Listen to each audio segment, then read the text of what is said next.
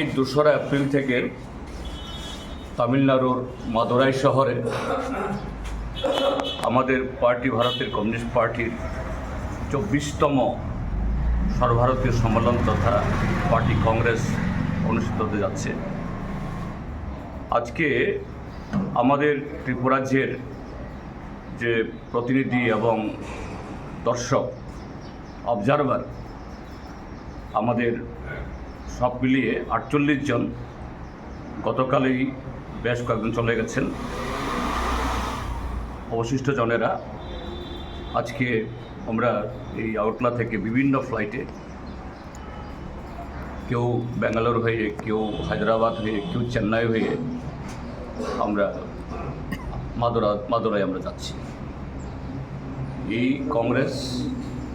বা মহাসম্মেলন সিপিএমের হল। বর্তমান সময়েতে দেশের যে রাজনৈতিক অর্থনৈতিক যে পরিমণ্ডল, বিশেষ করে নরেন্দ্র মোদী নেতৃত্বে কেন্দ্রে বিজেপি সরকার গঠিত হওয়ার পর গত 11 বছর ধরে গণতন্ত্রের উপরে যে আক্রমণ চলছে, দেশের অর্থনৈতিক চেহারা যেভাবে রুগ্ন থেকে রুগ্নতর হচ্ছে, গরিব সাধারণ মানুষের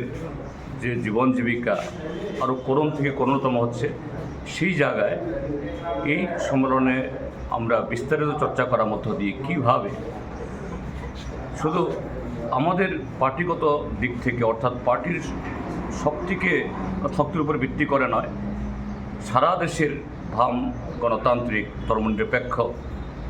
শক্তিকে ঐক্যবদ্ধ করে আগামী দিন দেশের এই যে